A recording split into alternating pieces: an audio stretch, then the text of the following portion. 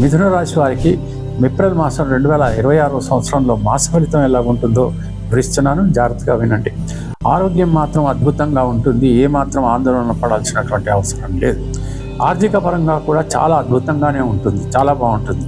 అన్ని రంగాల వారికి కూడా అనేక రకాలైనటువంటి ఆర్థిక సంపదన కలుగుతుంది.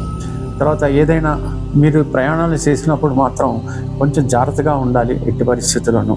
అయితే మాత్రం పెద్దగా గాబరా పడాల్సినటువంటి అవసరం ఎంత మాత్రం లేదు. కాకపోతే కొంత జాగ్రత్త పడాలి అని ఎందుకు చెప్తున్నానంటే, గ్రహ పరిస్థితులు అలా ఉన్నాయి కాబట్టి.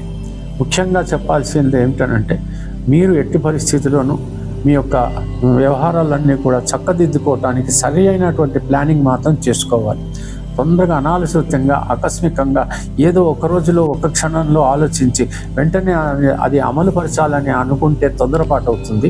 అనేక రకాలైనటువంటి కష్ట నష్టాలు మీరు ఎదురు చూడాల్సి వస్తుంది. ప్రేమికులకు మాత్రం అద్భుతమైనటువంటి మాసం ఇది. వివాహం కానటువంటి వాళ్ళకు కూడా వివాహం జరిగేటువంటి పరిస్థితులు ఉన్నాయి కాబట్టి మీరు సంబంధాల కోసం మాత్రం ఇప్పుడు ఖచ్చితంగా ట్రై చేయటం అనేటువంటి చాలా ముఖ్యం. ఇకపోతే ఉద్యోగ ప్రయత్నాలు కూడా చేయండి. ఉద్యోగంలో ఉన్నటువంటి వాళ్ళు ప్రమోషన్స్ కానీ లేకపోతే మీకు అనుకూలమైనటువంటి ఆ యొక్క సీట్ కానీ మారేటువంటి అవకాశాలు ఉంటాయి. ఇకపోతే ఖచ్చితంగా ఏదైనా కోర్టు కేసులు ఉన్నటువంటి వెంటనే పోస్ట్ చేయించుకొని పూర్తి చేసుకోవడానికి ప్రయత్నించండి. ఇక విద్యార్థులకి మాత్రం అద్భుతమైనటువంటి కాలం, బాగా చదువుకుంటారు, ఉత్తీర్ణులయ్యేటువంటి అవకాశాలు ఉంటాయి. గృహంలో ప్రశాంతమైనటువంటి వాతావరణం ఉంటుంది. పెద్దలు కూడా మిమ్మల్ని ఆశీర్వదించేటువంటి పరిస్థితిలో ఉంటారు. దంపతుల మధ్యన అన్యోన్యత అన్నటువంటిది పెరుగుతుంది. నూతన వ్యాపారాలు కలిసి వస్తాయి.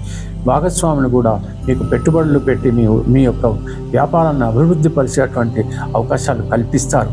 కొత్త ప్రయోగాలు చేస్తారు. తర్వాత బంధుమిత్రుల సమాగమం ఉంటుంది. శుభకార్యాల్లో కానీ విందు వినోదాలను పాల్గొనేటువంటి అవకాశాలు ఉంటాయి.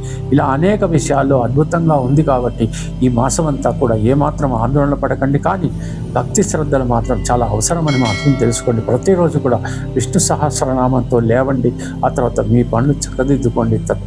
ఖచ్చితంగా మీరు విజయాలను పొందేటువంటి అవకాశాలు ఉంటాయి అన్ని రంగాల్లోనూ. తెలిసింది కదా. సెలవు, మరి ఉంటాను. నమస్కారం.